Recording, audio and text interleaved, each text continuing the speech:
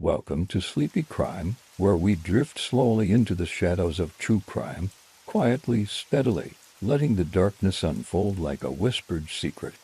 Tonight, we move away from the American suburbs and the South American mountains, and travel instead into the heart of Eastern Europe, to Ukraine in the 1990s.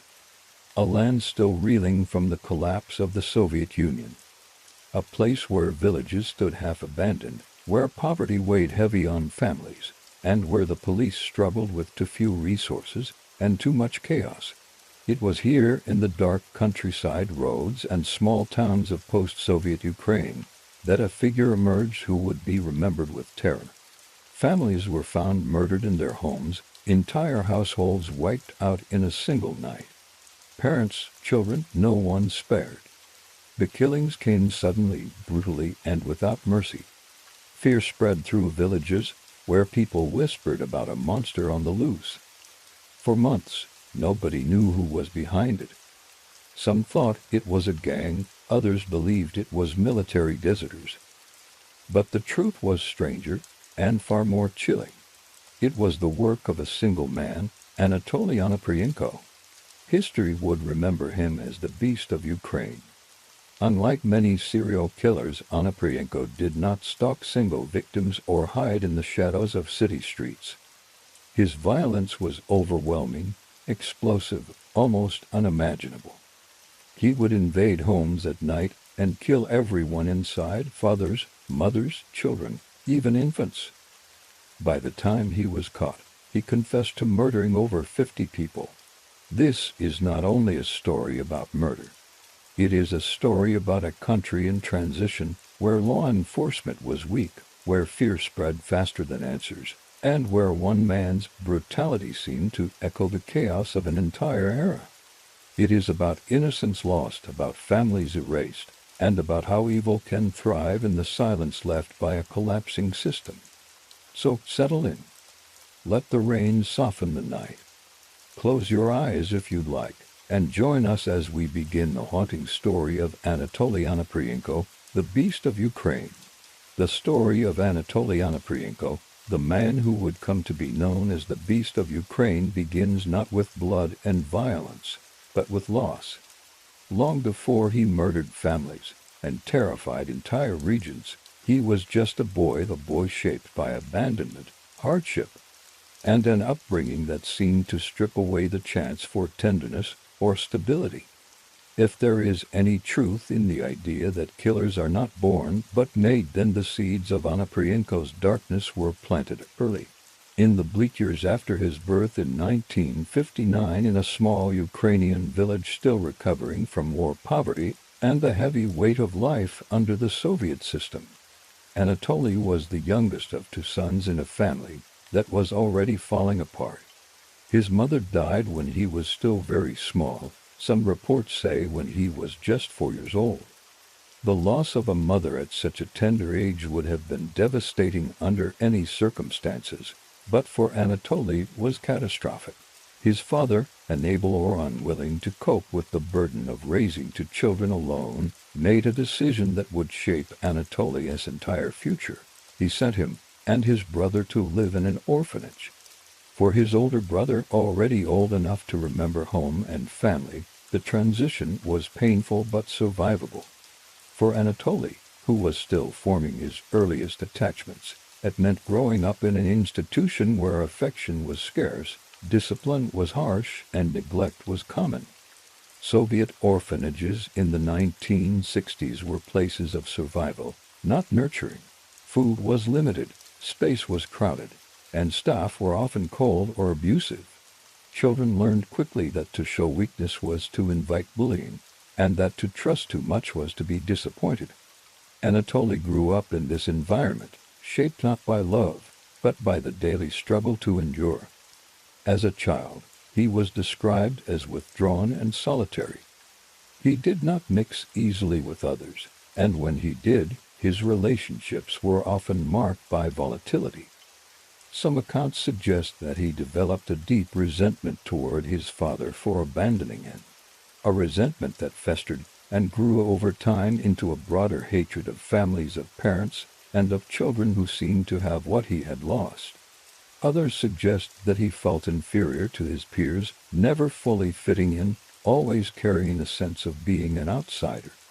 Whatever the case, Anatoly's childhood was defined less by warmth and more by absence, an absence of love, of stability, of belonging. By the time he reached his teenage years, Anatoly had become used to life in the shadows. Orphanages in Soviet Ukraine were not places where individuality was encouraged. Children were expected to conform, to obey, to suppress emotions. Those who did not were punished. Some survivors of the same institutions recalled that beatings were common, that hunger drove children to fight over scraps of food, and that the system left them ill-prepared for adult life. Anatoly, like many others, left the orphanage not with a sense of family or support, but with a deep well of anger and alienation. He carried this anger with him as he grew older. Teachers and caretakers noted that he had a short temper and little patience for authority. At times he lashed out, at other times he withdrew entirely. There was a sense that he was always simmering, a boy who felt wronged, who felt cheated by life, and who did not know how to channel those feelings in any healthy way.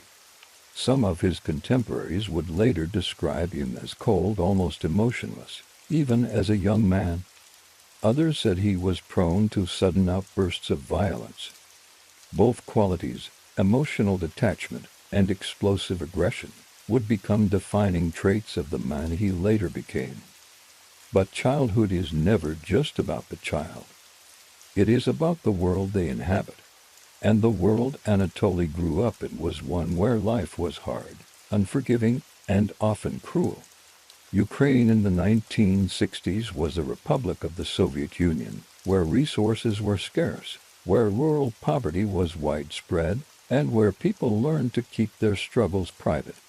For a boy like Anatoly, growing up without a family, it meant learning to survive in a society where few were willing to protect or nurture him. In many ways, his childhood was a training ground for the hardness he carried into adulthood. One of the most chilling aspects of his later crimes, his tendency to target entire families, may have had its roots here. To Anatoly, families were a reminder of what he had been denied. Every time he saw parents with children, every time he glimpsed a household that seemed intact, it reinforced his own sense of loss and bitterness. Psychologists who later studied him suggested that his crimes were not random acts of violence, but expressions of rage against the very concept of family itself. In his own twisted way, he was destroying what he could never have. Still, it is important not to oversimplify. Not every child who grows up in an orphanage becomes a killer. Not every boy who loses his mother and feels abandoned turns to violence. But in Anatoly's case, these early experiences seemed to create a foundation of emptiness and resentment that left him vulnerable to the darker impulses that would later emerge. His childhood was not the whole story, but it was the beginning, the first chapter in a life that would spiral into horror. As he moved into his later teenage years, Anatoly began to drift. Without the grounding influence of a stable family, he struggled to find direction. He experimented with petty crime, with theft, and with behavior that hinted at a growing disregard for rules and for the rights of others. Authority meant little to him. Compassion meant even less. Those who knew him at this stage described him as restless, disinterested in work, and prone to violence when frustrated. He was, in many ways, already living on the margins of society, disconnected and untethered. There is another detail from his youth that bears mentioning. Anatoly was fascinated by weapons. From an early age, he showed an unusual interest in guns, knives, and anything that could be used to exert power over others.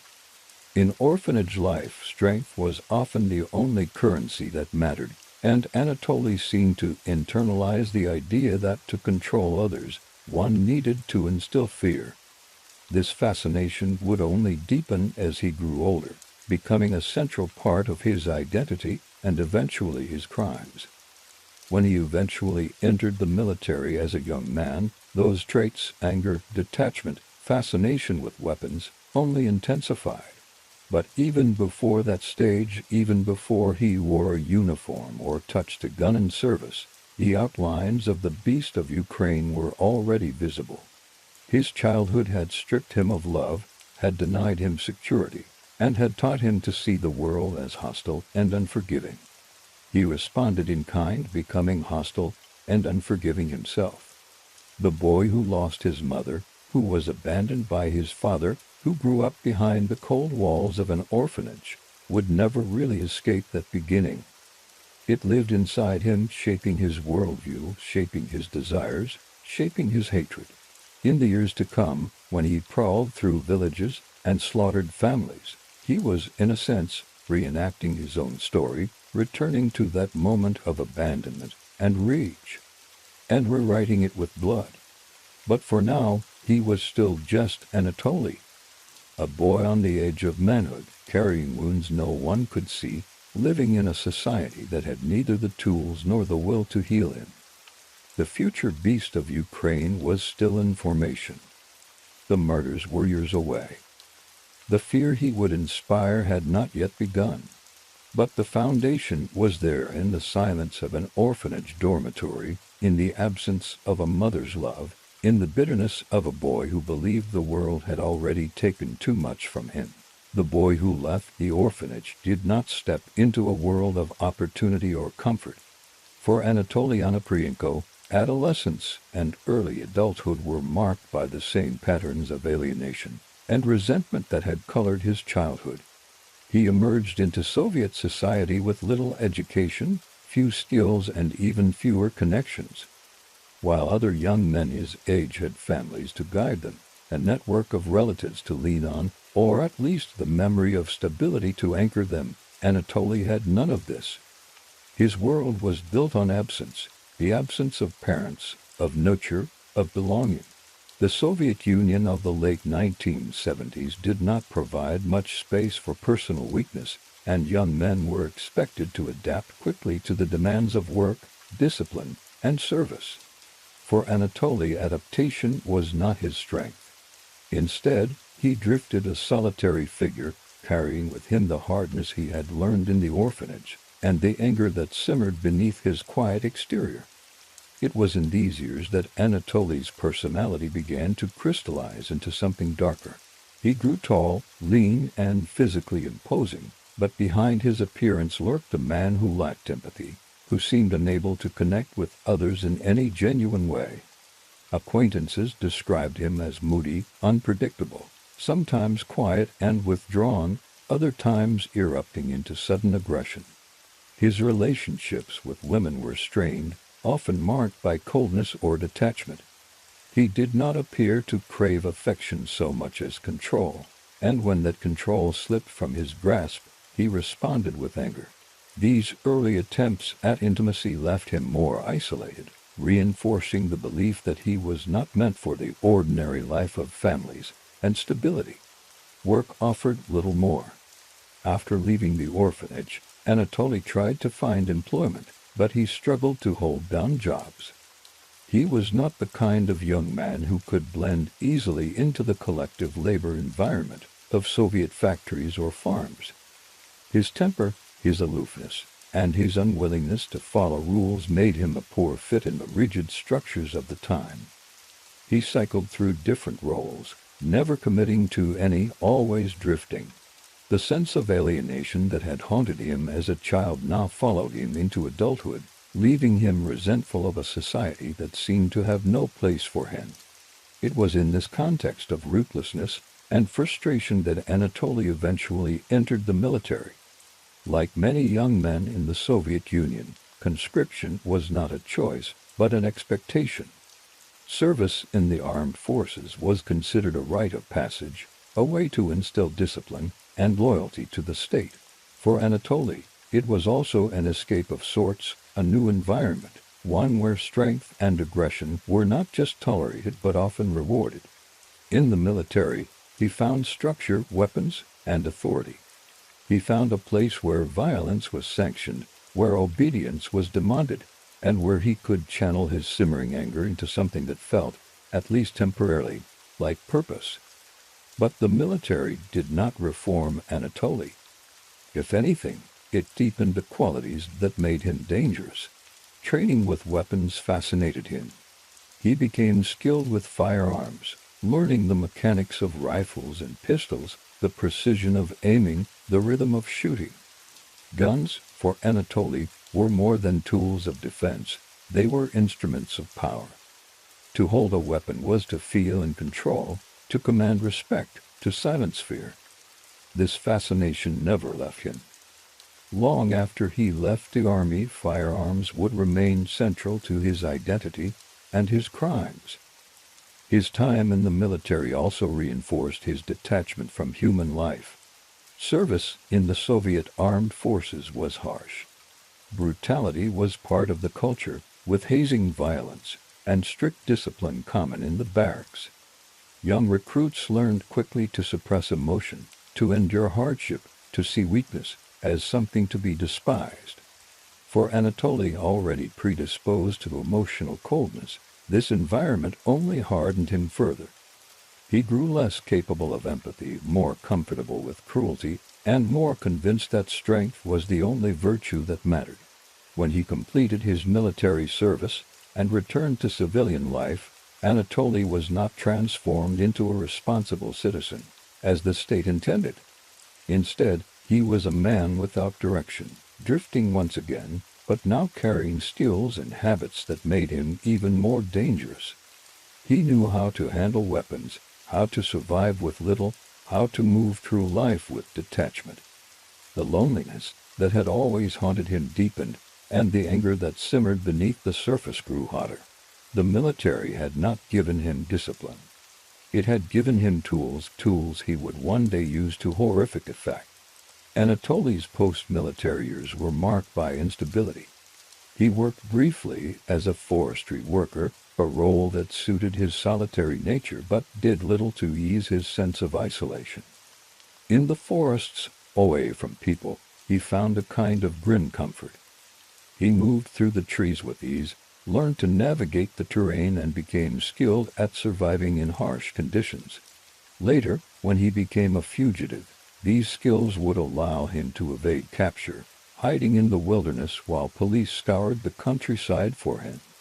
But at the time, the forest was simply another place of escape, another environment where he could exist without confronting the emptiness of his personal life.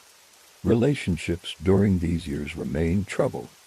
He sought connection with women, but the same coldness that had defined his youth continued to haunt him. He was manipulative, often cruel, and quick to anger. His partners described him as distant, unpredictable, sometimes violent.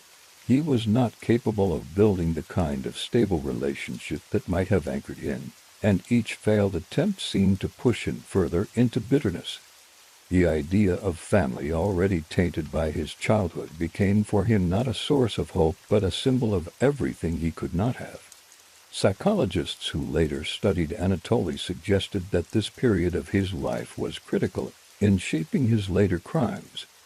He was a man adrift, carrying the scars of abandonment and the skills of a soldier, but lacking any moral compass or sense of belonging. He envied families but despised them at the same time. He craved power but lacked legitimate ways to achieve it. And slowly, the fantasy of control through violence began to take root. The seeds of his later crimes, the slaughter of families, the invasion of homes, were planted in these years of frustration when he looked at the world and saw only enemies, only reminders of what he had lost. As the Soviet Union moved into the 1980s, life for ordinary citizens grew harder. Economic stagnation, shortages, and political repression weighed heavily on people. For Anatoly, these years were marked by further drifting. He traveled, worked odd jobs, and occasionally stole to support himself. The sense of alienation that had defined his childhood and early adulthood now seemed permanent. He was not part of the collective. He was not anchored by family. He was, in many ways, a man without a place. And in that absence, darker impulses began to grow. There are reports that during this time, Anatoly's fascination with death became more pronounced. He was said to wander cemeteries, to brood on mortality, to talk about the fragility of life in unsettling ways. Friends and acquaintances, few as they were, began to notice a change in him, a deeper coldness, a darker edge. Some claimed that he seemed obsessed with the idea that life was meaningless, that people were disposable. Whether these recollections were colored by hindsight or truly reflective of his mindset, they suggest a man who was drifting toward the worldview that would one day justify his crimes. The military had given him weapons. Life had given him bitterness. Together, they formed the foundation of a man who would in time unleash terror on a scale that shocked not only Ukraine but the world. But in the early years, he was still just Anatoly, a drifter, a man marked by loneliness, a figure who might have disappeared into obscurity if not for the violence that lurked within him. By the time he reached his late 20s, the outlines of the beast of Ukraine were already visible. His childhood had given him bitterness. His military service had given him tools. His early adulthood had given him frustration. What remained was the spark that would ignite the fire, the decision to act, to turn his resentment and alienation into violence. That spark was coming, and when it arrived, it would change everything. By the time Anatoly Onoprienko reached his early 30s, the Soviet Union was gone. The iron system that had dominated life for decades collapsed almost overnight, leaving behind a country filled with uncertainty, poverty, and chaos. For millions of people, it was a time of disorientation, of trying to rebuild identities and futures in a landscape suddenly stripped of its familiar rules. But for Anatoly, the collapse was something else entirely. It was an opportunity, the perfect backdrop for a man who had always lived on the margins, who had never belonged, and who was now ready to release the darkness he had carried since childhood. The 1990s in Ukraine were marked by economic turmoil. Factories closed, unemployment soared, and crime rates rose sharply. Police forces, underfunded and undertrained, struggled to adapt to the sudden increase in violence. Ordinary families, living in small towns and villages, felt vulnerable as never before. Doors that had once been left unlocked were now bolted at night, neighbors grew suspicious of one another, and rumors of bandits and killers circulated in hushed voices. Into this atmosphere stepped Anatoly Onoprienko, a man whose bitterness had matured into rage and whose fascination with weapons had found its moment. It is not entirely clear when he committed his very first murder. Onoprienko himself gave conflicting accounts, sometimes boasting of earlier killings, sometimes insisting that his spree began later. But investigators traced the first confirmed murders to the late 1980s, a time when Anatoly began experimenting with violence on human targets. These early murders lacked the overwhelming brutality of his later crimes, but revealed the seeds of what was to come: sudden explosive violence, carried out with firearms, often against strangers who had the misfortune of crossing his path. One of the earliest known victims was a man who had picked Anatoly up while he was hitchhiking. The stranger offered him a ride, an act of kindness in a country where hitchhiking was common and often necessary due to unreliable transportation. But kindness meant nothing to Anatoly. Somewhere along the journey, he pulled out a weapon and killed the man, later setting fire to the car and leaving the body behind. It was a shocking act of betrayal, one that revealed his complete disregard for human life and his readiness to kill without provocation. The murder was investigated, but in the confusion of the late Soviet collapse, it went unsolved. This pattern repeated itself. Anatoly would accept rides from strangers, kill them, and destroy evidence by burning their vehicles. The randomness of the killings baffled police, who had no sense of the man they were dealing with. To them, he seemed like isolated incidents, tragic but not part of a larger pattern. For Anatoly, they were experiments, tests of his ability to kill, of his comfort with violence, of the control he felt when holding a gun and deciding the fate of another human being. Each act made him bolder, more confident, and more willing to escalate. But it was not until the early 1990s that his true spree began. No longer content with killing individuals, Anatoly turned his attention to families. The shift was sudden and devastating. Where before he had targeted lone drivers or unsuspecting travelers, now he entered homes at night, armed and merciless, wiping out entire households in a matter of minutes. The brutality was shocking even to investigators hardened by years of dealing with crime. He did not simply kill, he annihilated, leaving behind scenes of devastation that horrified communities and spread fear across the countryside. His method was chillingly consistent. He would select a house, usually in a small village or isolated area, often chosen at random. Once inside, he killed quickly, using firearms to dispatch adults before turning his attention to children. Infants, toddlers, teenagers, none were spared. He often set the homes on fire afterward, destroying evidence and adding terror to the already horrifying crimes. Survivors were rare, because Anatoly made sure there were none. Entire families vanished in a single night, their homes reduced to ashes, their lives extinguished without mercy. One of the first major massacres attributed to Onoprienko occurred in 1989, when he murdered a family of 10. Armed with a shotgun, he entered their home under the cover of night and methodically killed everyone inside. Parents, grandparents, children, no one survived. The crime shocked the local community, but in the chaos of the late Soviet years, it was seen as an isolated atrocity rather than the beginning of a pattern. Few imagined that a single man could carry out such destruction, and fewer still believed he would do it again. But Anatoly did. In 1995 and 1996, his spree reached its peak. He traveled from village to village, leaving behind trails of bodies. Families were slaughtered in their beds. Sometimes neighbors who came to investigate were killed as well. He seemed to thrive on the totality of his violence, not just killing individuals, but erasing entire family lines in a single night. The symbolism was unmistakable. For a man who had lost his own family, who had grown up in an orphanage resenting the intact households around him, this was revenge.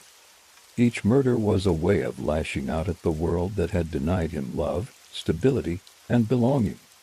Investigators later noted that Anatoly killed not for material gain, but for psychological satisfaction. Though he sometimes stole valuables or weapons, these were secondary to the act itself. His real motive was destruction, the obliteration of families, the expression of his rage through bloodshed. In his confessions, he spoke coldly of his crimes, describing them not with shame or hesitation but with a kind of clinical detachment. He admitted to killing because he felt it was his destiny, because he believed he was chosen to play this role. In his mind, he was not a criminal but a force of nature, unstoppable and inevitable. The first murders, then, were not just crimes. They were the foundation of a killing career that would span years and take more than 50 lives. They revealed the man Anatoly had become: cold, detached, angry, and utterly ruthless. They also exposed the vulnerabilities of a society in transition. Police forces, underfunded and overwhelmed, struggled to respond effectively. Communication between regions was poor, and records were incomplete. This allowed Anatoly to move from village to village, striking without warning and disappearing before authorities could respond. Families lived in fear, but few understood the scale of the threat until it was too late. One of the most haunting aspects of Anatoly's first murders is how quickly they escalated. Many serial killers build gradually, starting with isolated acts before increasing the scale of their violence over years. Anatoly moved rapidly from killing individuals to slaughtering families, as if the smaller acts no longer satisfied him. The speed of this escalation shocked even experienced criminologists. It suggested a man not only capable of violence, but compelled by it, driven by an internal fury that demanded more destruction with each passing year. For the people of Ukraine, especially in rural regions, the early 1990s became a time of dread. Families huddled together at night, bolting their doors, praying they would not be next. Rumors spread of a man with a shotgun, of homes burned to the ground, of entire households disappearing. Some believed it was a gang of criminals, others thought it was soldiers gone rogue. Few could imagine that it was the work of a single man. But Anatoly Onoprienko was not like other men. He was the beast of Ukraine, and his reign of terror had only just begun. By the mid-1990s, the name Anatoly Onoprienko was still unknown to the public, but his presence was felt everywhere across the Ukrainian countryside. Villages whispered about a phantom who struck at night, entire households erased in a single breath, families who went to sleep never to wake again. Between 1995 and 1996, Onoprienko's violence reached its peak. These were the years when he transformed from a drifter with a gun into a figure of legend and fear, a man whose crimes terrorized whole regions and etched his name into history as one of the most brutal killers the world has ever known. The collapse of the Soviet Union had left Ukraine in disarray. Law enforcement agencies were fractured, poorly funded, and overwhelmed by a surge of new crimes. Black markets thrived, unemployment soared, and ordinary citizens struggled to survive. In this atmosphere of disorder, Onoprienko thrived. He was not an organized criminal in the traditional sense, not part of a gang or a syndicate. He was a loner, a predator who used the chaos as cover, moving freely from place to place without attracting attention. Where there was weakness in the system, he exploited it. Where there was fear, he fed on it. The method of his killings during this period became horrifyingly consistent. He would wander through rural areas, sometimes on foot, sometimes hitching rides, sometimes taking trains or buses. He selected homes almost at random, often targeting isolated farmhouses or small family dwellings on the outskirts of villages. Once he chose a house, he struck swiftly. Armed with a shotgun, he would burst through the door, shoot the adults first, often parents, then turn his weapon on the children. He spared no one. Afterward, he frequently set the house ablaze, burning the bodies and erasing the evidence of his massacre. To understand the impact of these crimes, one has to imagine the context of rural Ukrainian life in the 1990s. Families often lived in modest homes, clustered together in small villages where everyone knew each other. Nights were quiet, interrupted only by the sounds of animals or the occasional passing car. The arrival of a stranger was unusual enough to raise eyebrows, but in an era of economic collapse, drifters were common, and suspicion did not always lead to action. When homes began to burn and entire families were found dead, the shock spread like wildfire. People spoke of demons, of curses, of supernatural forces. Few could believe that a single man was capable of such destruction. But the destruction was real. In just a matter of months, Onoprienko left dozens dead. In one village, he slaughtered a family of 4, killing parents and children before setting their home alight. In another, he wiped out 6 lives in a single night, their house reduced to ashes before neighbors even knew what had happened. Survivors were virtually non-existent. His determination to eliminate witnesses was absolute. He seemed to take satisfaction not only in killing but in erasing entire family lines as if each massacre was a symbolic act against the very concept of family itself. For investigators, the challenge was immense. The randomness of his targets made it nearly impossible to predict where he would strike next. There was no clear motive, no personal connections between killer and victims, no consistent geographic pattern. He moved like a phantom, appearing in one village, then another dozens of kilometers away, leaving nothing but bodies in his wake. Police resources were stretched thin, and communication between districts was slow and inefficient. It often took days for news of a massacre to reach neighboring regions, by which time Anatoly was long gone. As the body count rose, panic spread. Villages organized night watches, neighbors armed themselves with hunting rifles, and families reinforced their doors and windows. But the fear ran deeper than practical measures. People began to distrust strangers, even friends. Rumors spread that a gang of killers was loose, or that former soldiers had turned to banditry. Some believed it was the work of supernatural forces, that no ordinary man could inflict such horror. The lack of clear information only fueled the terror, making Onoprienko larger than life, a figure who seemed to exist more as myth than man. In reality, he was painfully real. In his confessions years later, Anatoly spoke of his crimes with a chilling detachment. He described how he chose homes at random, how he killed without hesitation, how he saw families not as people but as symbols of everything he had been denied. His hatred for families ran deep, rooted in his own childhood abandonment. Every time he saw parents with children, every time he encountered a household that seemed intact, it reminded him of what he had lost. To destroy them was, in his mind, to take revenge on the world. The sheer scale of the killings in 1995 and 1996 was staggering. By the time he was caught, Onoprienko had confessed to the murders of 52 people, most of them during this reign of terror. Entire generations were wiped out in some families, grandparents to infants, all silenced in the span of minutes. Villages were left traumatized, their sense of safety shattered, their trust in community broken. The idea that one man could do this, and keep doing it, was almost too much to comprehend. Investigators began to piece together fragments of evidence. Witnesses occasionally reported seeing a stranger in the area before a massacre.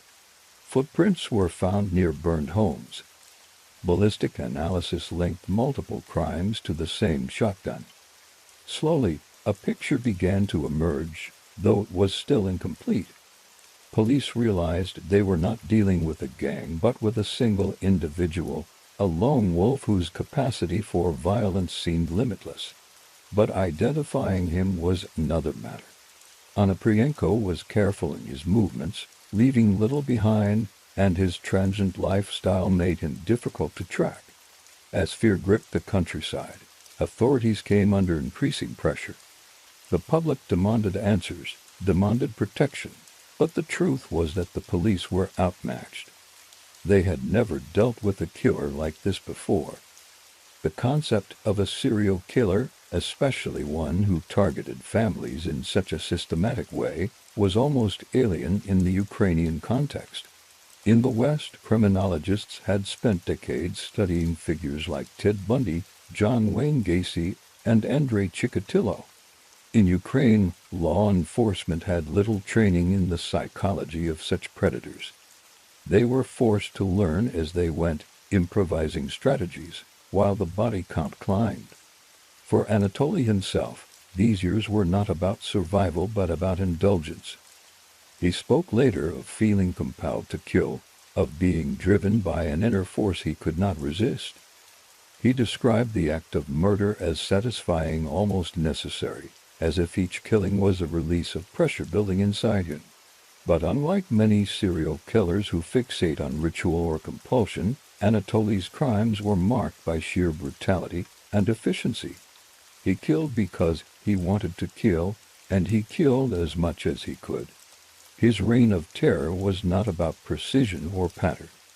It was about destruction, plain and simple. The impact on Ukrainian society was profound. People began to question their safety in ways they never had before. Parents kept children indoors, schools closed early, and rural life, once built on trust and community, became fraught with suspicion. Some villages held meetings to discuss defense, setting up patrols and checkpoints. Others simply fell into silence, paralyzed by fear. The beast of Ukraine was not just killing people, he was killing the fabric of rural life, unraveling the threads of trust that held communities together. By early 1996, the pressure on law enforcement had reached a breaking point. The government could no longer ignore the panic spreading through the countryside. Special task forces were organized, investigators pooled resources, and the search for the killer became a top priority. Police began tracing his movements, collecting reports of strangers, analyzing ballistic evidence, and finally narrowing their focus to a drifter who had been moving across regions with uncanny timing. The net was tightening, but Anatoly was still free, still killing, still feeding the terror that had gripped the nation. In later years, criminologists would look back on this period as one of the most intense sprees of mass murder in modern history. The sheer randomness of the killings, the total destruction of families, and the speed with which Onoprienko struck set him apart from almost every other serial killer. He was not methodical in the way of Ted Bundy, nor ritualistic like Jeffrey Dahmer. He was something else entirely, a storm of violence that descended on rural Ukraine and left nothing but ashes in its wake. For the people who lived through it, the memory never faded. The nights when gunshots echoed through villages, when homes went up in flames, when neighbors disappeared without a trace, these became scars on the collective memory of a nation still struggling to find its identity after the fall of the Soviet Union. Onoprienko's reign of terror was more than a series of crimes, it was a trauma. A reminder of how fragile safety can be when one man decides to turn his rage against the world. When the first families were wiped out in the early months of 1995, investigators in Ukraine treated the killings as isolated tragedies. In the countryside, violent crime was not unheard of, especially during those years of economic collapse, when bandits roamed the roads and desperate men turned to robbery to survive. But as the months passed and the body count began to climb, it became impossible to dismiss what was happening as the work of chance or coincidence. Entire families were vanishing, their homes reduced to ashes, their lives erased in patterns too consistent to ignore. What emerged was a realization that chilled both investigators and the public. Ukraine was facing a serial killer of unprecedented brutality, one whose crimes threatened to unravel the fragile sense of security left in the wake of the Soviet collapse. At first, the investigation was hampered by the chaos of the time. The police force of independent Ukraine in the mid-1990s was ill-equipped to deal with such a predator. Years of underfunding and corruption had left law enforcement weakened. Communication between regional police units was poor, with different districts often reluctant to share information or resources. Criminal databases were rudimentary, and coordination across large areas was rare. Investigators working on one case in Zhytomyr might not know about a similar massacre in Lviv. This fragmentation played directly into Anatoly Onoprienko's hands. He moved freely, crossing oblast borders, striking in one region before slipping into another, always staying one step ahead of those who saw him. It was not until the killings began to multiply at an alarming rate that the scope of the problem became undeniable. In January of 1996 alone, more than a dozen people were murdered in a series of brutal home invasions. Reports of shotgun blasts in the night, of burning houses, of families slaughtered without mercy, began to circulate in the national press. Fear spread across villages and towns, and public outrage began to grow. The government could no longer afford to ignore the crisis. In February of 1996, the Ministry of Internal Affairs created a special task force dedicated solely to hunting down the killer, who had now become known as the Beast of Ukraine. The task force included some of the country's best investigators, criminologists, and forensic experts.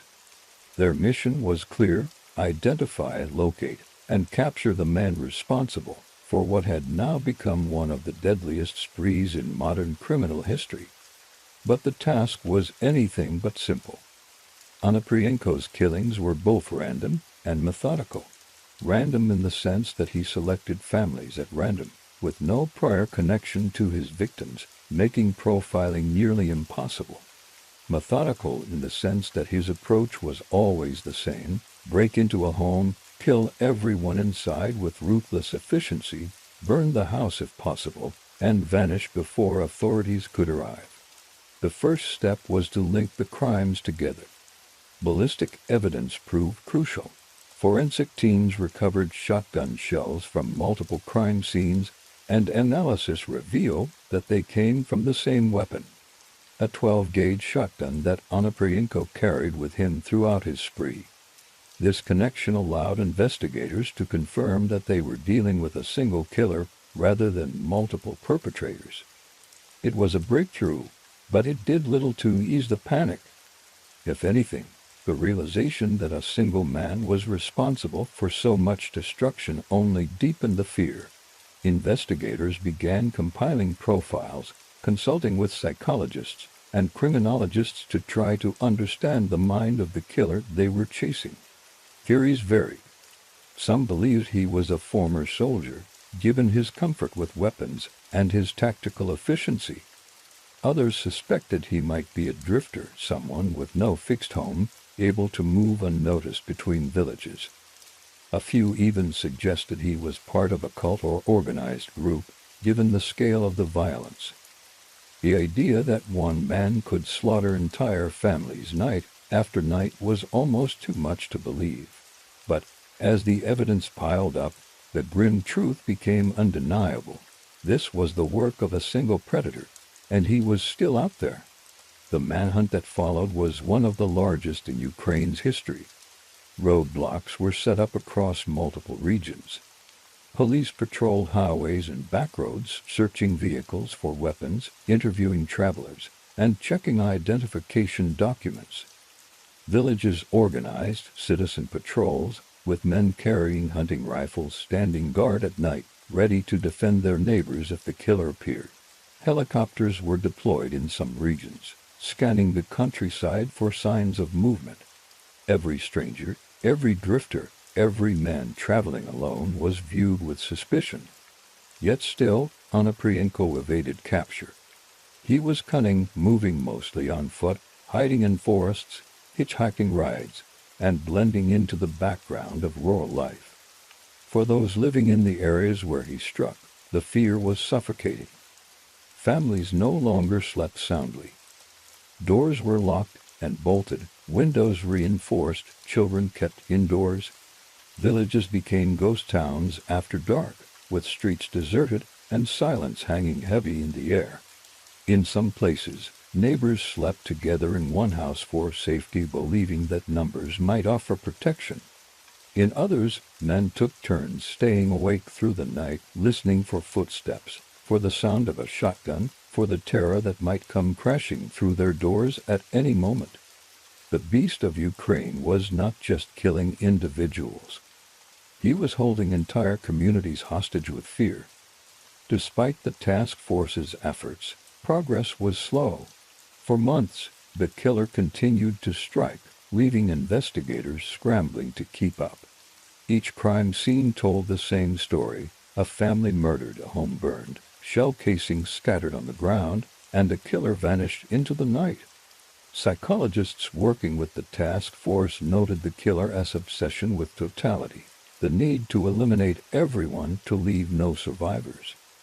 This, they suggested, revealed deep psychological trauma, perhaps rooted in childhood abandonment, a hatred of families, and the security they represented.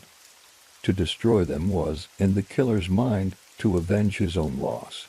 The theory was chilling, but it brought investigators no closer to capturing the man himself. A turning point came in the spring of 1996, when a series of murders in Lviv Oblast yielded crucial evidence. Witnesses reported seeing a tall, gaunt man near the scene of a massacre, carrying what appeared to be a shotgun. Others described a drifter who had been asking for food and shelter in nearby villages. His appearance was distinctive: unkempt hair, piercing eyes, a lean frame hardened by life on the road. Police began compiling sketches based on witness accounts, distributing them to checkpoints and patrols. For the first time, the phantom had a face. Meanwhile, investigators began to narrow their list of suspects. Records showed that a man named Anatoly Onoprienko had a history of petty crime, a troubled background, and a reputation for instability. He had lived in orphanages as a child, served briefly in the military, and worked as a forestry worker before disappearing into a transient lifestyle. Police began to take interest in him, especially after learning that he had once been arrested for illegal possession of weapons. The profile fit: a loner, comfortable in the forests, skilled with guns, with no fixed home or family to anchor in. In April of 1996, the investigation finally bore fruit. Acting on a tip, police tracked Onoprienko to the home of a relative in the village of Zhytomyr Oblast. They surrounded the house, armed and ready, fearing a violent standoff. But when they moved in, they found Anatoly unarmed and subdued. He was taken into custody without resistance. Inside the house, investigators found a chilling array of evidence: weapons, ammunition, stolen valuables from his victims, and diaries detailing his crimes. The beast of Ukraine had finally been caught. The arrest sent shockwaves through the country. Newspapers splashed his face across their front pages, and the public finally learned the name of the man who had haunted their nights. For many, it was a moment of relief, but also of horror. The details of his crimes, revealed slowly in the weeks that followed, were almost too much to bear. 52 people murdered in cold blood, entire families wiped out, children executed alongside their parents. The randomness of it all was perhaps the most terrifying aspect. There had been no way to predict, no way to protect, no pattern to follow. He had killed because he wanted to, because he could, and because the chaos of the times allowed him to do so. For investigators, the capture of Onoprienko was both a triumph and a sobering reminder of the fragility of their system. They had caught him, yes, but only after dozens of lives had been lost. The failures of communication, the lack of resources, the delays in recognizing the scale of the problem, all of these had given him the freedom to kill unchecked for far too long. In the end, his capture came not from brilliant detective work but from persistence, luck, and the growing weight of evidence that finally pointed in his direction. As he sat in custody, Anatoly showed little remorse. He spoke of his crimes with cold detachment, recounting details without hesitation, describing the murders as if they were tasks completed rather than lives destroyed. To him, the reign of terror had been inevitable, an expression of the darkness that had lived within him since childhood. To the investigators who listened, it was confirmation of what they already suspected. Anatoly Onoprienko was not just a criminal, was a predator unlike any they had ever faced. When Anatoly Onoprienko was finally taken into custody in April of 1996, the entire nation of Ukraine exhaled in relief. For months, fear had hung over villages like a dark cloud. Families who had slept in shifts, who had barricaded their doors, who had listened for footsteps outside in the dead of night, could finally rest. The man who had slaughtered more than 50 people, who had erased entire families in minutes, was no longer free. But as the investigation moved forward, the relief gave way to horror once again. For what emerged from Onoprienko's mouth in the interrogation room was worse than anyone had imagined. From the very beginning, Anatoly was cooperative, unnervingly so. Unlike many killers who deny, deflect, or minimize their crimes, he seemed almost eager to talk. Sitting across from investigators, his lean frame hunched, his piercing eyes unblinking, he recounted his actions with calm detachment. He admitted to the killings, not with shame or guilt, but with a kind of cold pride, as though he were describing a career or a craft. To the men and women who listened, it was chilling. He spoke of children and parents, of shotguns and fire, of nights when he moved through villages like a phantom. His tone never changed. There was no remorse, no hesitation. It was as if he were recounting the weather. The numbers alone stunned investigators. 52 confirmed murders spread across years and regions, with many more suspected. In his early confessions, he hinted at other killings, ones never officially linked to him. Hitchhikers, drivers, strangers who had picked him up along lonely roads, their deaths may never be fully accounted for. He described them in passing, as though they were footnotes in his bloody career. For the task force, it was both a breakthrough and a nightmare. They had caught their man, but now they had to reckon with the scale of his violence. When asked why he had done it, Anatoly's answers were as disturbing as the crimes themselves. He told investigators that he felt compelled, that something inside him demanded it. He spoke of destiny, of voices, of a sense that he had been chosen for this role. At other times, he was more pragmatic. He admitted to hating families, to resenting the stability and love they represented. "When I see a family," he once said, "I see something I never had. And I destroy it." To him, killing was not just an act of violence. It was revenge, a twisted form of balance. Each family he annihilated was, in his mind, a way of striking back at the world that had abandoned him as a child. Psychologists who interviewed him after his arrest described a man with profound personality disorders. He was diagnosed with psychopathy, with traits of narcissism, paranoia, and deep-seated rage. His lack of empathy was total. He did not see his victims as individuals, but as symbols, faceless representatives of the family unit he despised. His ability to speak so calmly about his crimes only confirmed this. He was not haunted by guilt or plagued by nightmares. He was, in his own words, at peace with what he had done. The trial of Anatoly Onoprienko was one of the most sensational in Ukraine's post-Soviet history.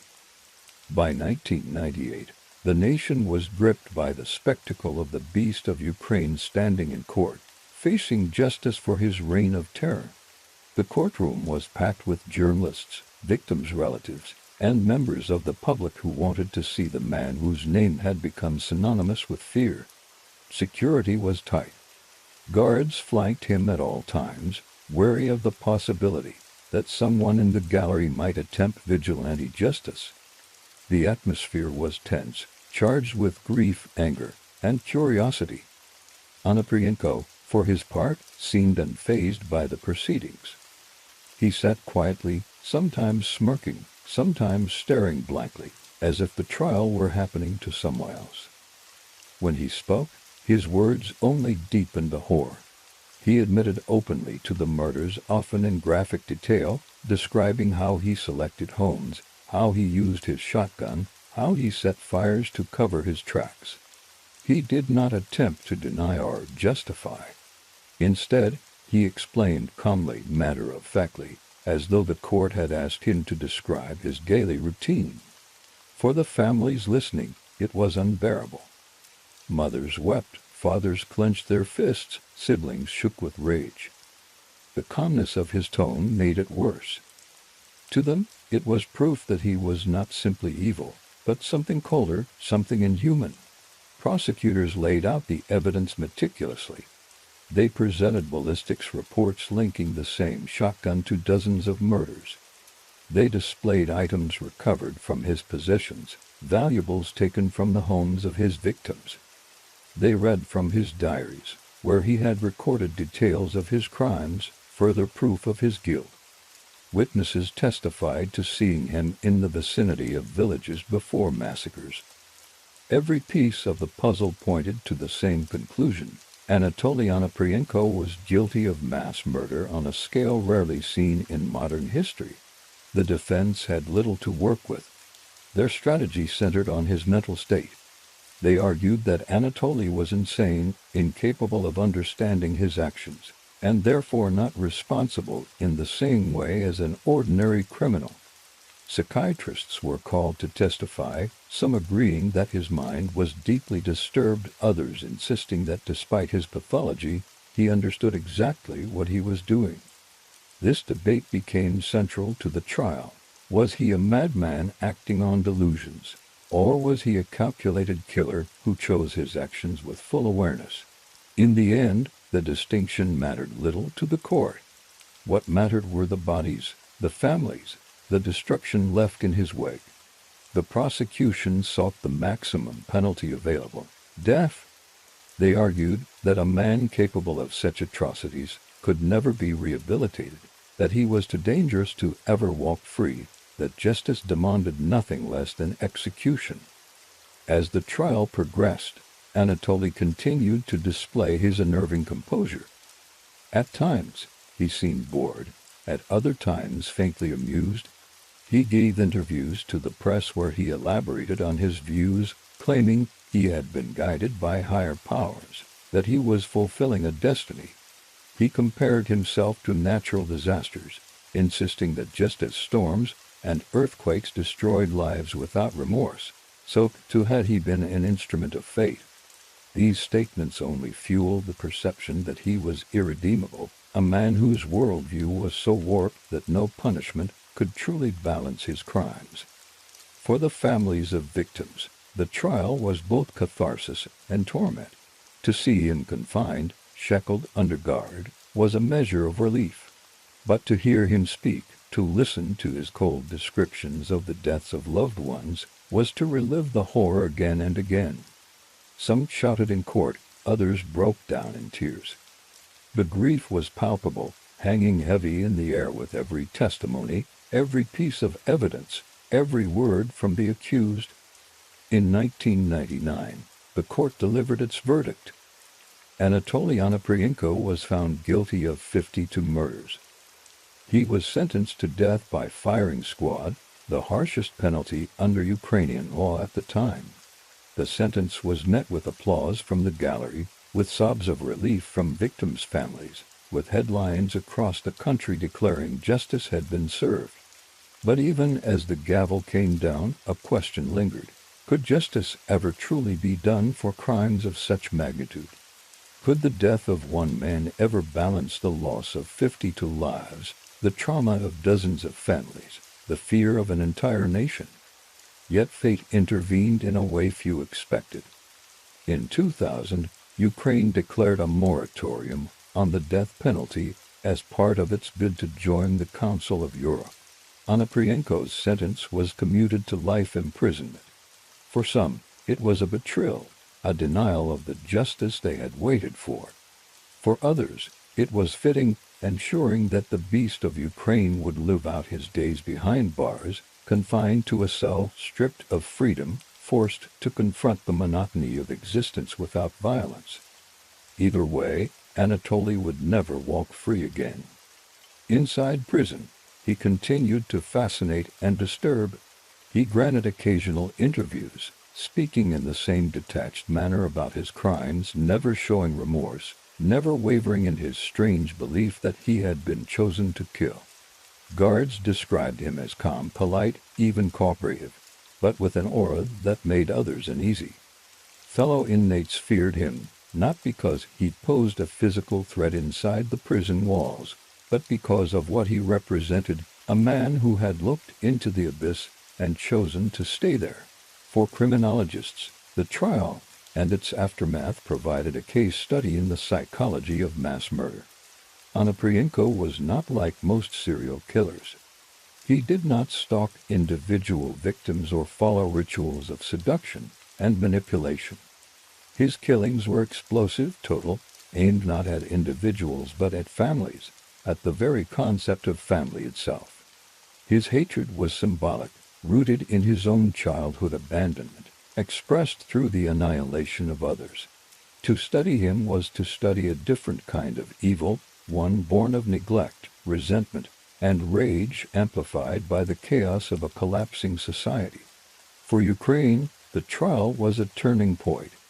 It forced the nation to confront not only the horror of his crimes but the weaknesses in its institutions. The failures of the police, the lack of coordination, the slow recognition of the threat, all of these became topics of debate. Reforms were promised, resources redirected, though whether they were enough remained uncertain. The memory of the beast of Ukraine lingered, a reminder of what could happen when systems falter and darkness finds space to grow. When the heavy iron doors of Zhytomyr prison clanged shut behind Anatoly Onoprienko, it marked the end of his reign of terror and the beginning of a new chapter defined by confinement. For a man who had once roamed freely across the forests, highways, and small villages of Ukraine, the abrupt transition into a concrete cell was a profound shift. Yet, in many ways, it was not punishment in the traditional sense. Onoprienko did not fear captivity the way other inmates did. He carried with him a strange detachment, a sense that the material conditions of his life no longer mattered. What was done was done. He had already left his mark on the world. Initially, prison officials feared that he might be violent, destructive, or manipulative towards staff and other inmates. They prepared for a man who had slaughtered entire families with a shotgun, expecting defiance or aggression. Instead, they encountered a figure who was eerily calm, polite in his interactions, and compliant with routine. Guards described him as almost ordinary in demeanor, a quiet prisoner who followed orders, who did not raise his voice, who seemed content to let time drift past. This compliance, however, was not a sign of rehabilitation or remorse. Rather, it was the outward expression of a man who felt he had fulfilled his purpose. Interviews conducted with him inside prison revealed the same chilling lack of empathy that had defined his trial. When asked about his crimes, he spoke openly, sometimes even with curiosity, as if discussing the actions of another person. He insisted he felt no regret, no sorrow for the dozens of children and parents he had killed.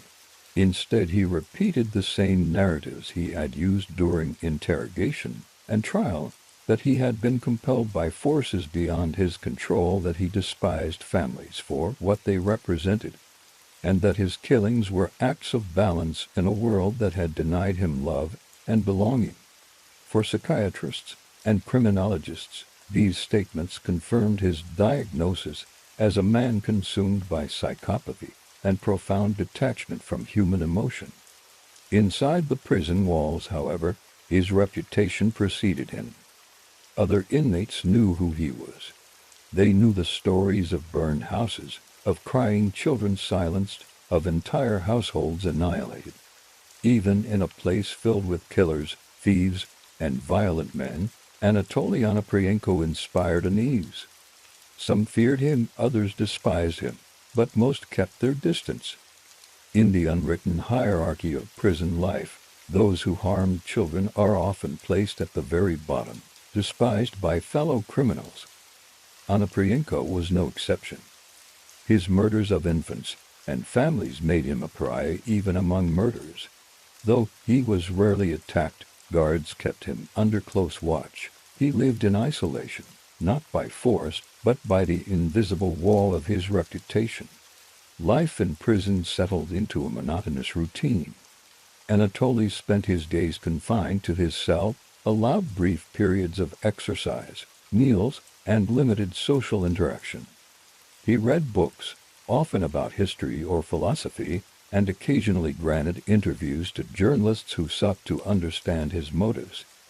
In these conversations, he never changed his tone. He remained cold, analytical, sometimes drifting into bizarre explanations about destiny or cosmic forces. He compared himself to natural disasters, storms, floods, earthquakes, suggesting that his violence was inevitable, a force of nature rather than a choice. Such statements did not soften public opinion, they hardened it. To Ukrainians who had lost loved ones to his rampages, he remained a monster, a man who had destroyed lives without conscience. The moratorium on the death penalty in 2000 meant that Anatoly would never face a firing squad. Instead, he was condemned to spend the rest of his life in prison, a decision that stirred controversy. Some argued that life imprisonment was a harsher fate, forcing him to endure the monotony and isolation of confinement until his natural death. Others believed it was an injustice, a denial of closure for the families of his victims, who had waited for years to see him executed. Whatever the view, the fact remained, Anatoly Onoprienko would live and die behind bars. For the prison staff who interacted with him, the most unsettling aspect was his lack of emotional response. Many inmates, even those convicted of brutal crimes, displayed remorse, anger, or regret in some form. Some wept for their families, some cursed the system, some sought forgiveness. Onoprienko did none of these things. He existed in a state of emotional stasis, unaffected by his surroundings, untouched by guilt. To guards, it was as though they were dealing with an empty shell, a man whose humanity had been hollowed out long before he ever stepped into their custody. Over the years, his health began to decline. Like many prisoners, his body bore the weight of confinement, poor diet, and lack of medical care.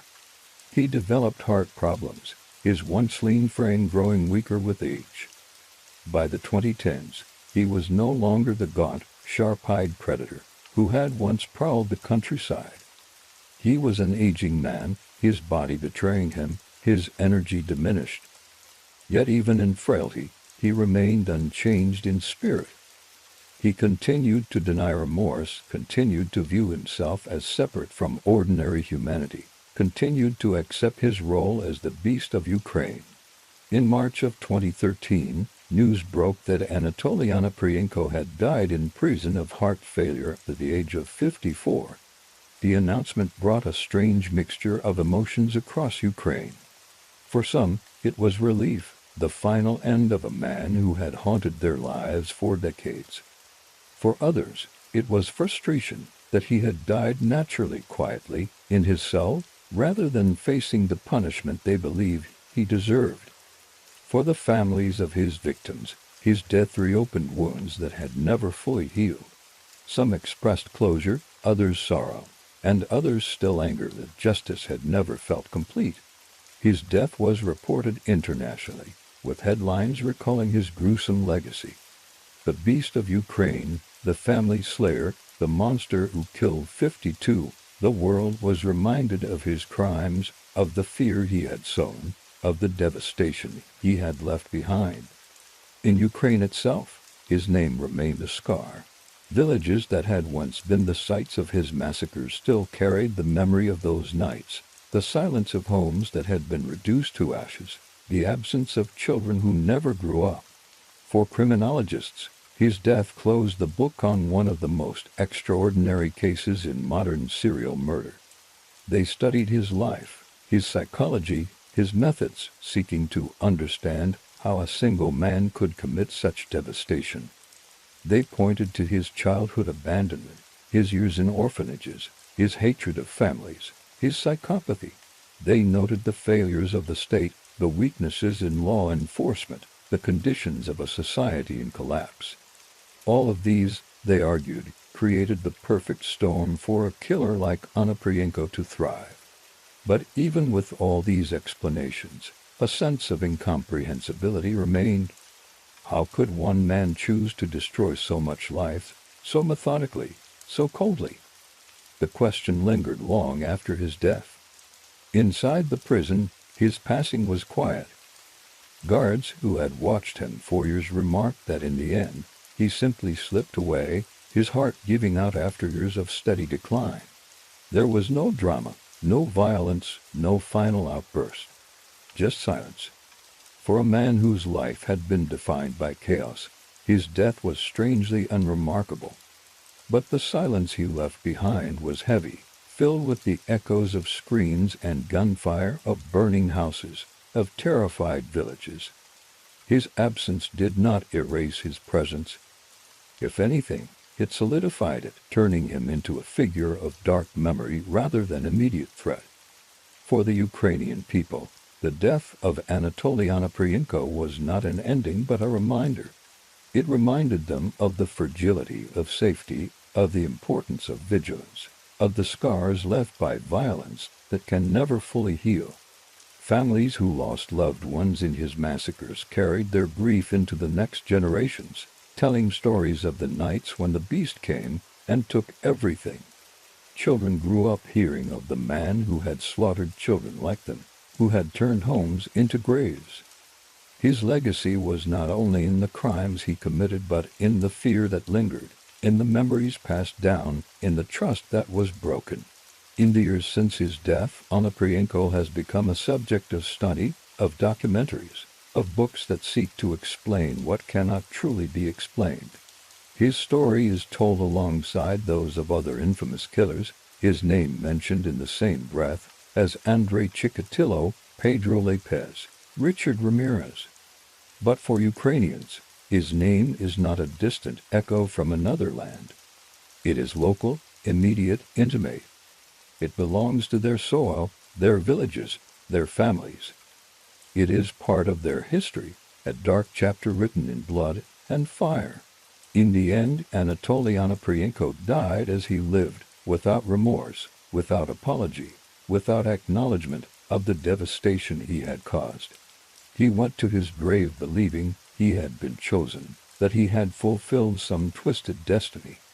For the rest of the world, he remains what he always was, a reminder of how fragile the line between order and chaos can be, and how much darkness a single man can unleash when that line is broken.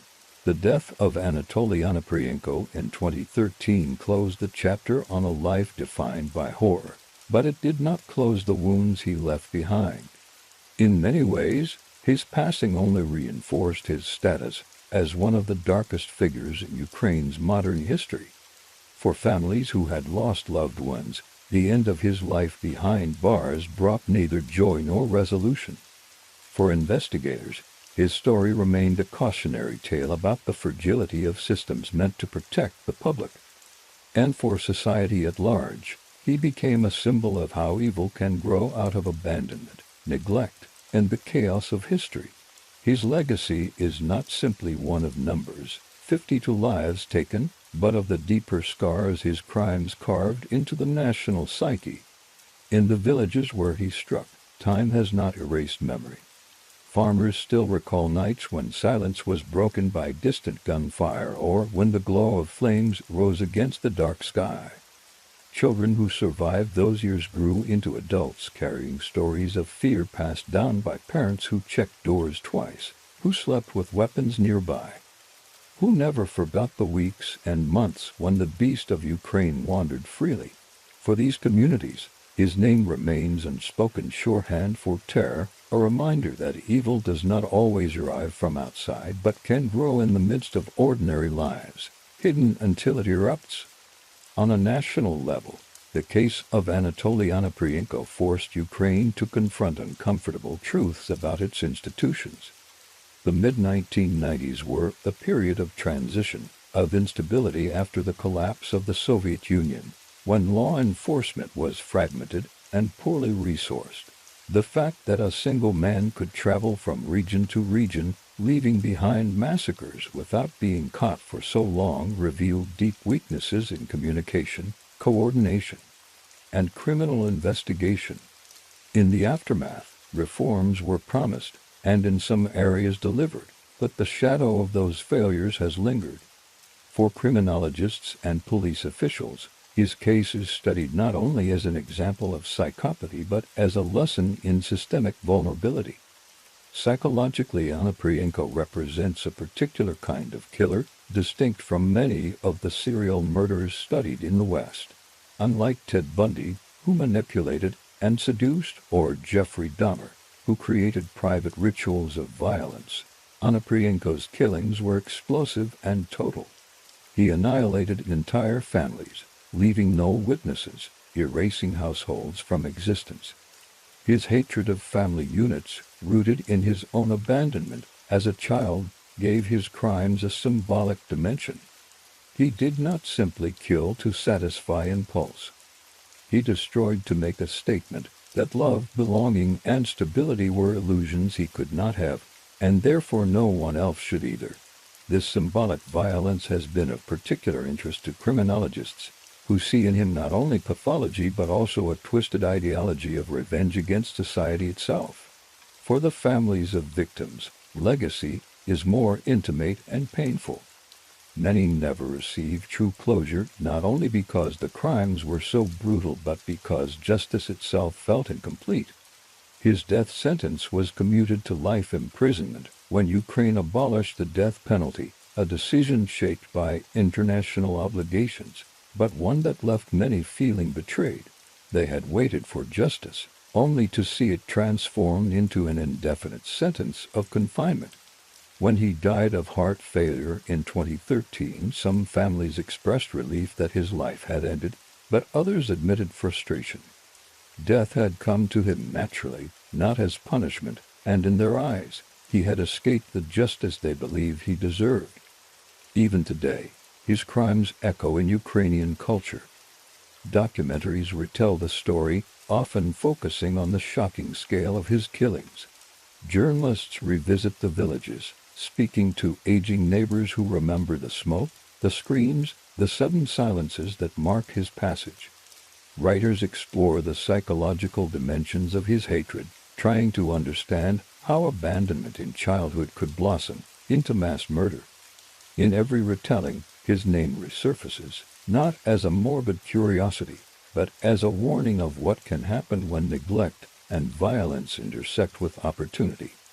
The memory of Onoprienko also intersects with Ukraine's broader history of violence. The 20th century had already been marked by immense suffering, wars, famines, political purges. In that context, his crimes did not exist in isolation. They were another scar layered on top of many others, another reminder of the vulnerability of ordinary people in the face of forces beyond their control. While those earlier tragedies were driven by ideology or politics, Onoprienko's spree was driven by one man's personal darkness. Yet the impact was similar. Families shattered, communities left in grief, trust in institutions eroded. In prison, he became something of a grim curiosity. Journalists sought him out, hoping for insights, for some glimpse into the mind of the beast. What they found was unsettling, not because it was dramatic, but because it was banal. He spoke in calm tones with no theatrics, no passion. He described killings as though they were errands, necessary tasks completed with efficiency. This banality of evil, the ordinariness of his manner contrasted with the extremity of his crimes, deepened the horror. It suggested that monstrosity does not always wear a mask of rage, that sometimes it looks like detachment, indifference, the quiet acceptance of violence as routine. For Ukraine's justice system, his case remains a watershed. It highlighted the need for improved forensic work, for coordination across regions, for psychological profiling, for a recognition that serial killers are not myths imported from the West but realities that can emerge anywhere. In the years since, law enforcement has sought to strengthen these capacities, though challenges remain. Onoprienko's legacy is therefore not only in fear but in the reforms prompted by his crimes, in the recognition that protecting society requires vigilance against threats both ordinary and extraordinary. Why? Among criminologists and psychologists, his name continues to circulate in studies and analyses. They point to his background, the loss of his mother at an early age, his abandonment to orphanages, the lack of emotional support or stability. They see in him the embodiment of how trauma can metastasize into rage, how isolation can foster resentment that grows into hatred. But they also caution against simple explanations. Not every orphan becomes a killer. Not every neglected child chooses violence. Onoprienko's case is not a deterministic outcome but a convergence of circumstances, personality, and opportunity. His legacy, therefore, is not only a warning about neglect but about the unpredictability of human darkness. For survivors, the few who narrowly escaped his path, the relatives who lived when others did not, the legacy is personal. Some speak of nightmares that lasted for decades, of flinching at sudden noises, of double-checking locks long after his death. Others speak of the silence left behind, of entire families erased, of empty houses that stood as grim reminders until they fell into ruin. In their memories, his crimes are not historical episodes, but ongoing presences, woven into the rhythms of daily life. To live in those villages is to live with his shadow, even now.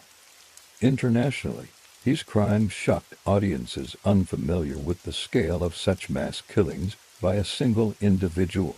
When his name appeared in Western headlines, he was placed alongside figures like Andrei Chikatilo, Pedro Lopez, and Richard Ramirez. But those comparisons only go so far. Onoprienko's killings were not about seduction, ritual, or even the satisfaction of compulsion in the usual sense. They were about eradication, the erasure of families as symbols of belonging. In this he stands apart, his legacy darker in its totality. He was not content with killing individuals. He destroyed roots, branches, and leaves all at once. When news of his death in 2013 spread, Ukrainian society reacted with a muted sense of finality. There were no public displays, no collective mourning, only quiet recognition that one of the darkest figures in their history was gone. For some, it was closure; for others, frustration that he had died without true punishment. But for all, it was a reminder of how fragile safety is, how quickly it can be broken by one man's will. His death did not erase his memory. If anything, it fixed it in place, transforming him from a living threat into a permanent cautionary tale. The dark memory of Anatoly Onoprienko endures because it speaks to fears deeper than crime itself. It is the fear of randomness, of vulnerability, of the fact that safety is never absolute. His victims were not chosen because of grudges, wealth, or status. They were chosen because their doors were unlocked, because their homes were isolated, because they represented what he hated. This randomness made his terror collective. Everyone could imagine themselves as potential victims. Everyone could see in his crimes the fragility of their own lives. That is why his legacy continues, not just in statistics, but in unease, in the whisper of his name, in the silence that falls when his story is told. The story of Anatoly Onoprienko, the beast of Ukraine, closes not with drama but with silence. A silence that is heavier than sound, one that lingers in the forests where he once hid, in the villages he once struck, and in the memories of those who survived his darkness. His death in 2013 from heart failure may have marked the end of his physical life, but his shadow remains woven into the fabric of Ukraine's collective memory. It is a shadow that speaks not only of crime, but of vulnerability, of the fragility of human safety, of the ways in which systems collapse and allow evil to move unchecked. Epilogues are often where stories offer resolution. But in Onoprienko's case, resolution is elusive. 52 lives were extinguished by his hands. Entire families were erased, leaving no survivors to carry their names forward. For those who lost parents, siblings, children, the absence remains permanent.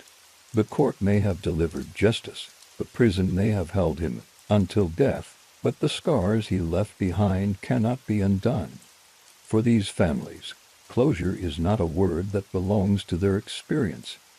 Their grief is not a chapter closed, but a presence carried through years, into the next generation and beyond.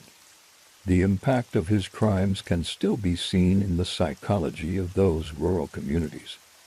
Many older residents still recall the nights of fear in the 1990s when doors were double locked, when villages fell silent, when neighbors gathered together not for celebrations, but for protection. Those behaviors became habits, ingrained into daily life. For some, even after his capture, the fear never fully lifted. Every knock at the door late at night, every unfamiliar face passing through a village, carried with it the memory of what had once been possible. The beast may have died, but the caution he inspired lives on. There is also the legacy he left within Ukraine's justice system. His spree exposed the weaknesses of law enforcement in a nation struggling through transition. The inability to link crimes across regions, the slow recognition of a serial pattern, the lack of forensic resources, all of these failures gave him space to act for as long as he did. After his capture, Ukraine was forced to reckon with these shortcomings. Reforms followed, but his case remains a grim reminder of what can happen when institutions falter. For criminologists, his crimes are still studied not only for their brutality but for their lessons. How one man, given freedom and anonymity, can exploit systemic weaknesses to catastrophic effect. For the world beyond Ukraine, his name is less familiar than some of the infamous serial killers of the West. Yet for those who know his story, he is one of the most terrifying.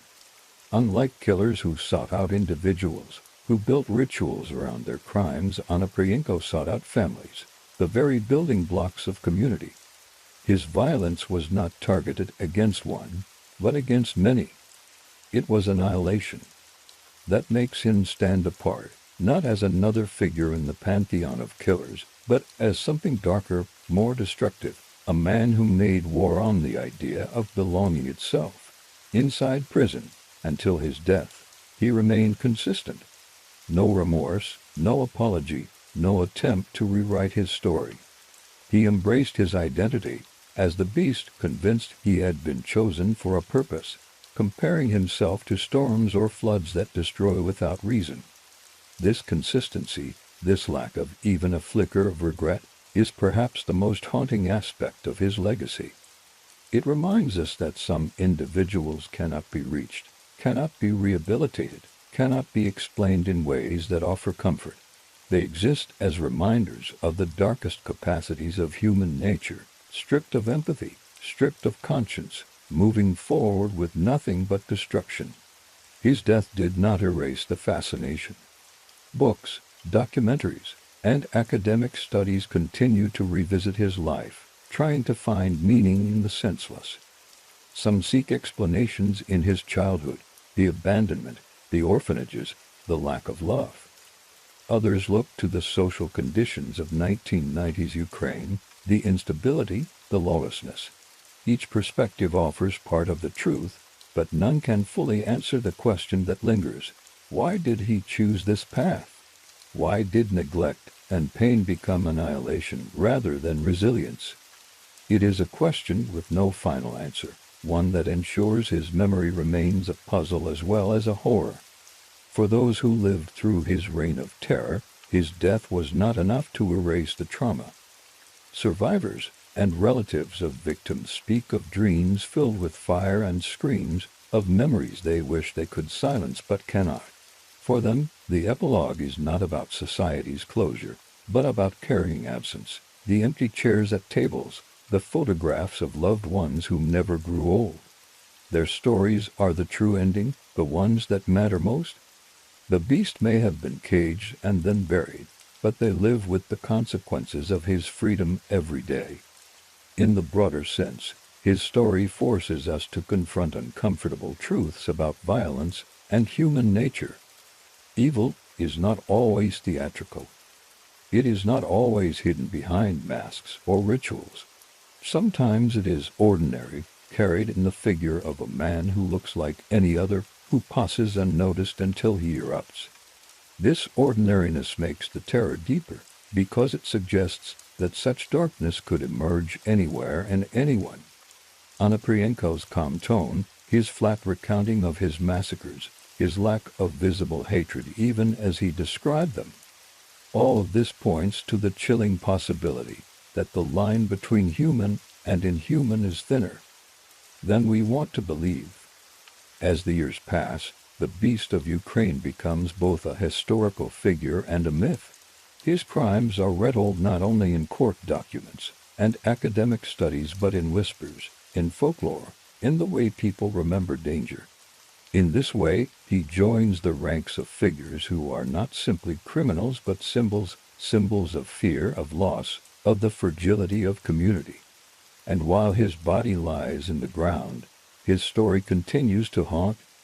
That is the legacy of true terror. It does not die when the killer does. And yet, in telling these stories, in revisiting them, there is also a kind of defiance.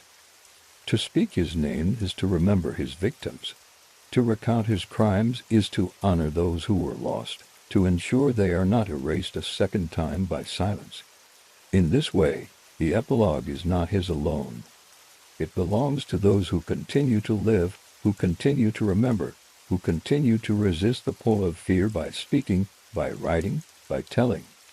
As we close the book on Anatoly Onoprienko, the Beast of Ukraine, we acknowledge both the horror he brought and the entrance of those who lived beyond him. His reign of terror has ended, but the memory remains a cautionary tale etched into the story of a nation. And as we move from this darkness into the next, we are reminded that the world is filled with shadows, some known, some waiting to be uncovered. For in another place, at another time, a different figure was already beginning his own reign of fear. He was not Ukrainian nor European, but an American, and his crimes would become the stuff of headlines and nightmares. He stalked the streets of California under cover of night, breaking into homes, leaving behind bodies, fear, and the whisper of a name that would come to terrify millions. He was called the Night Stalker, Richard Ramirez. And so, while one shadow fades, another rises. The stories continue, for history has never been free of monsters.